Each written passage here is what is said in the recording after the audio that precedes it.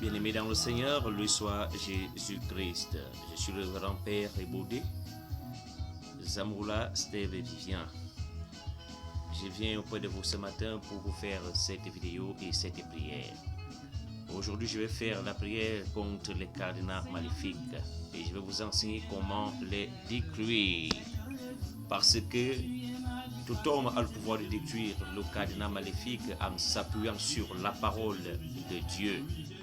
Et voilà pourquoi, sans plus tarder, nous allons commencer directement. Nous allons prendre notre Bible et l'ouvrir dans le psaume 107, verset 16. Car il a brisé les portes des rangs et il a rompu les verrous de fer. Nous devons toujours, bien aimer, à chaque fois que nous prions, utiliser la Bible.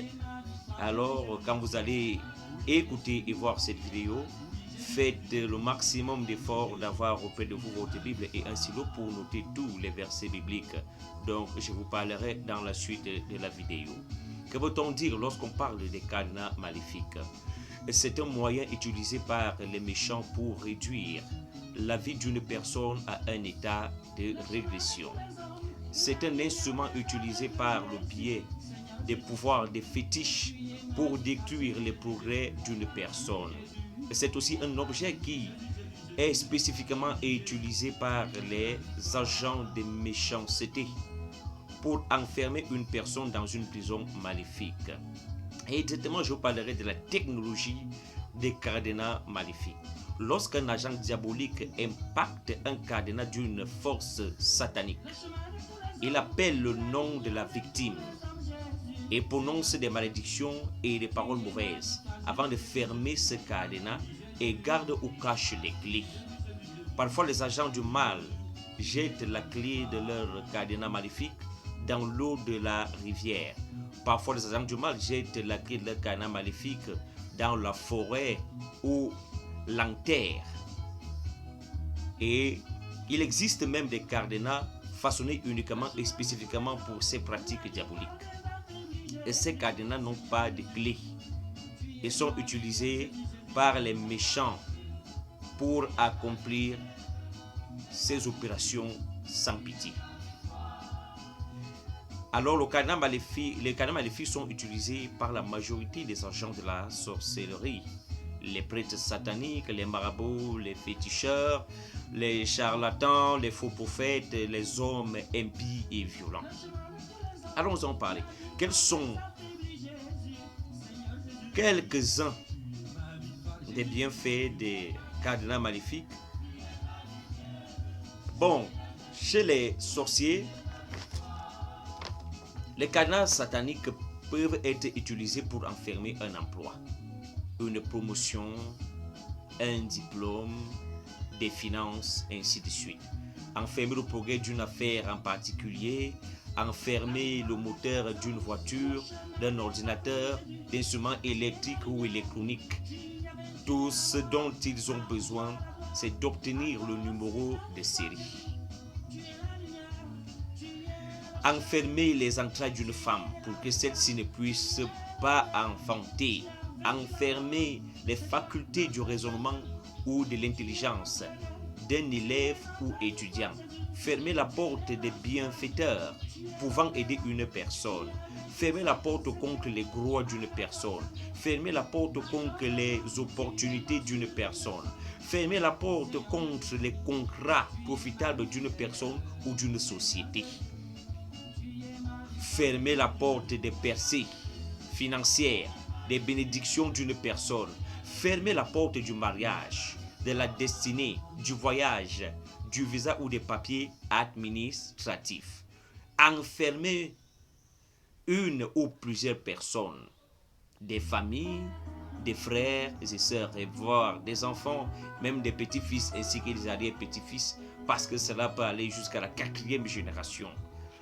Alors nous allons donc utiliser la puissance de Dieu pour détruire ces cardinaux maléfiques. Vous allez ouvrir votre Bible dans Matthieu 28, verset 2. Et voici, il y eut un grand tremblement de terre, car un ange du Seigneur descendu du ciel vint rouler la pierre et s'assit dessus. Acte 16, verset 26. Tout à coup, il se fit un grand tremblement de terre, en sorte que les fondements de la prison furent ébranlés. Au même instant, toutes les portes s'ouvrirent et les liens de tous les prisonniers furent rompus. Par la puissance du Saint-Esprit, tous ces objets de la sorcellerie, cadenas, marmites, utilisés pour bloquer votre bonheur et votre destinée, seront anéantis et rendus ineffectifs. Car l'onction du Saint-Esprit brise le joug. Voilà pourquoi j'avais mis sur ma page l'onction brise le joug.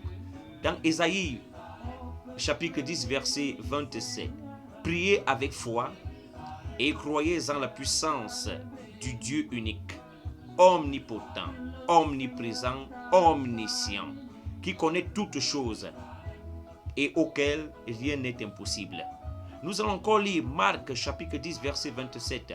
Jésus les regarda et dit: cela est impossible aux hommes, mais non à Dieu, car tout est possible à Dieu. Priez de manière fervente et sérieuse ces prières que je vais faire pour vous et réclamez vos possessions et toutes vos bénédictions qui ont été enfermées ou enterrées par les hommes méchants. Nous allons encore lire Exode 22, verset 18, qui nous dit: tu ne laisseras pas vivre la sorcière ou le sorcier. Cela montre combien la sorcellerie peut être fatale pour les enfants de Dieu. Dans Lévitique 20, verset 27, Dieu nous dit: si un homme ou une femme ont en eux l'esprit de mort ou un esprit de divination, ils seront punis de mort. On les lapidera, leur sang retombera sur eux.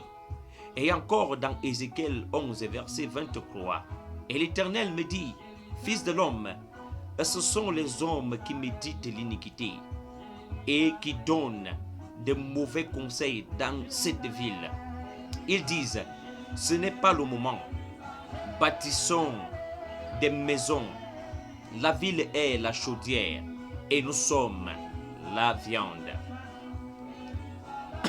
En somme, ils font cuire la viande dans des marmites ou chaudrons, à savoir les destinées et la bonne fortune de leurs victimes. Mais Dieu défend son peuple et déclare dans Ézéchiel 11, verset 11, la ville ne sera pas pour vous une chaudière, et vous ne serez pas la viande au milieu d'elle. Et c'est sur la frontière d'Israël que je vous jugerai. Bien-aimés, il est important que nous fassions beaucoup de choses en décusant ces cadenas maléfiques depuis notre naissance. Cela va et depuis nos connaissances jusqu'à nos fondements. Nos fondements, et dont nous appelons vulgairement les malédictions ancestrales. Lorsque ces agents de méchanceté enferment vos bénédictions, vous devenez comme de la viande dans la marmite. Vous devez prier pour débloquer ce que ces pouvoirs maléfiques ont enfermé. Voilà pourquoi ce matin, je prends le temps de vous faire cette vidéo, peu importe la durée qu'elle prendra. Et je vais vous prendre quelques exemples qui montrent qu'une personne souffre de cadenas maléfiques. Une femme ayant une bonne éducation, un bon emploi et de bonnes manières, mais qui ne peut trouver un mari malgré que certains hommes la courtisent. Excusez-moi. Une famille ou personne ne peut étudier au-delà d'un certain niveau académique, ni progresser au-delà d'un niveau limité. Et lorsque cela arrive, la personne meurt. Une personne qui possède des diplômes remarquables, des compétences incontestables et qui subit le chômage et le rejet pendant des années, etc. Les exemples sont tellement nombreux Mais beaucoup ont bien commencé leur vie et ont terminé pauvres au point de mendier. Dans Ecclésiaste 10, versets 5 à 7, il est écrit: il est un mal que j'ai vu sous le soleil, comme une erreur provenant de celui qui gouverne. La folie occupe des postes très élevés et des riches sont assis dans l'abaissement. J'ai vu des esclaves sur les chevaux et des princes marchant sur terre comme des esclaves. Et c'est une œuvre de grande méchanceté par laquelle ces agents du mal opèrent. Un renversement de la destinée, une régression dans la vie de leurs victimes. Alors, nous allons sans plus tarder commencer cette prière. Et cette prière, vous devez la faire pendant 7 jours, plus particulièrement à l'heure très précise, minuit 00, entre minuit et 3 heures du matin. Et vous devez prier avec autorité, sans toutefois oublier qu'il faut toujours utiliser une bougie allumée et avoir sa Bible à côté de soi. C'est très important de lire la Bible. Et après ces prières, vous devez prendre la peine de méditer sur les versets bibliques. Alors, nous allons commencer par Jérémie